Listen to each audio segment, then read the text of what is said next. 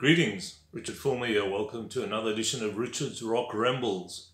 So I thought, seeing as there's no concerts happening at the moment, pretty much all over the world, we're going to take a look at some notable concert DVDs, maybe some documentaries as well, stuff that you guys can check out, try and find these, some great concerts that I'm going to be talking about.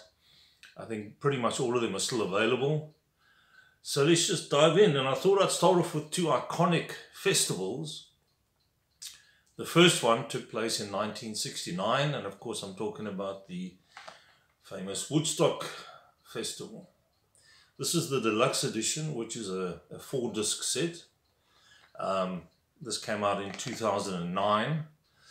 So this features all the ones that were on the original release. Joe Cocker, Jimi Hendrix, Santana, The Who,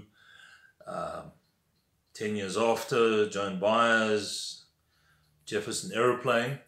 It also features a bunch of artists that weren't featured on the original, such as the Grateful Dead, Mountain, Creedence Clearwater Revival, Johnny Winter, and the Paul Butterfield Blues Band, and maybe one or two others as well. Some really great performances by those guys, and it's great to see that, you know, there was a lot more happening than was on the original release. I'm not too sure why more wasn't included, maybe in contractual problems. But in any case, this is a really great version to get with all the extras. The one thing I will say, though, that I was a bit disappointed in was the fact that there was not a single booklet inside. There was just the discs, but no booklet telling you what it was all about, which would have been nice. And I thought if it's a deluxe edition and a collector's edition, then surely there should have been some sort of information inside. I believe there is a Blu-ray version of this, which is more than likely has a booklet to go with it. There's 3 hours of bonus content on here, interviews with people like Martin Scorsese, Grace Slick, and Hugh Hefner, all notable figures from that period. 1969, Woodstock, 3 days of peace and music, never to be repeated. This was a one-off concert. Everybody was in the same vibe. Brilliant performances by some guys who'd only just started out to play to this massive audience. Santana, I think it may have been one of the first concerts they ever did, an up-and-coming band at the time. Crosby, Stills, Nash and Young, although you don't see Neil Young on stage, he's apparently didn't want to be filmed for whatever reason. So they were there for the first time in front of this huge, God knows how many 100,000 people. The Who put on a great show, and of course at the final day in the morning, Jimi Hendrix with his famous Star Spangled Banner performance. A lot of the artists who featured on here do have their own releases of Woodstock. You can get The Who, Jimi Hendrix has got one. I don't think there's a Crosby, Stills and Nash. But those are 2 of the guys who were here that you can get a whole performance. So the Jimi Hendrix one, I think, has got about 7 or 8 tracks. On here, there's about 3 or 4 that are featured. So there we go, Woodstock. A classic and well worth checking out if you haven't seen it yet. Maybe you have the original. Try and get this one. This one's got a lot more bonus stuff. Interesting interviews, backstage, how they built the stage, the build up to the concert, etc. all on Max Yasker's farm. Yeah, really good one. Then we move on to 1970, the year afterwards, and this one's called Message to Love, the Isle of Wight Festival. That's that one there. That's the back. Oh, by the way, that Woodstock DVD, I didn't show you anything else from it because there's no photographs inside. As I said, there's no booklet. So this one as well just has the disc. It's a double-sided disc, so you turn the DVD around to get to the second disc. This festival came out in 1970. I think the first Isle of Wight festival was in 1968, so it wasn't the first one. Some really notable artists on here.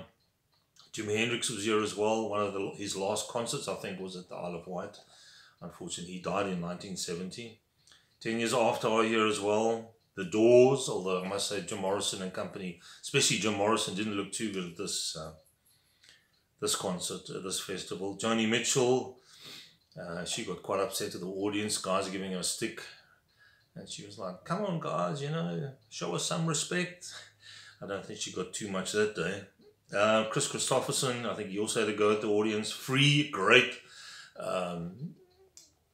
Couple of numbers from Free. They were also in there. I think this was like they'd only done about 2 albums when this came out.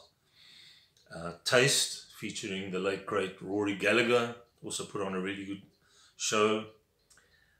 Emerson, Lake and Palmer, great. They were also in the early stages. A lot of these great bands were just starting out, so it's cool to see them performing here. Miles Davis is on here. There's a great couple of tracks from Jethro Tull in their early incarnation. Still a lot of blues being played. That's also pretty good. Murray Lerner's the producer. It's well filmed, I must say. There are not too many extras on here. I think it's pretty much just the guys doing their thing. Running time is approximately 2 hours. I think this was also available on 2 CDs as well. So that's Isle of Wight Festival. Another one to check out. Both of these are iconic festivals. And this was probably the last of that kind of festival. They just became too expensive to run, and yeah, I mean, especially Woodstock afterwards, the mess that they made of that guy's farm. And at the Isle of Wight, it was supposed to be a paid concert. In the end, guys were just pushing fences over, etc. So they said, right, okay, we'll make it a free concert. But I think in both instances, Woodstock and the Isle of Wight, the guys lost a lot of money. The promoters and what have you, they didn't make a lot of money.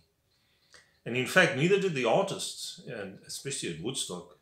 And there was some, I think the most expensive artist at Woodstock was Jimi Hendrix. And he didn't make an awful lot of money from that. But still, iconic concerts, and the likes of which I don't think we will ever see again. I know that Woodstock, they tried to reproduce in 1994, 1999, I think it was. Didn't work. People's headspace was at a different place in those days, and to replicate that is just about impossible. So there we go. That's the first 2 of a number of DVD concerts, and maybe some documentaries that I'm going to be chatting about. Just in this time of nothing happening, might be good just to stick them on and check them out again. So I'll see you guys next time. Take care. Have a good week. Please like and subscribe down below. Any comments? Be really grateful for that. Have a good one.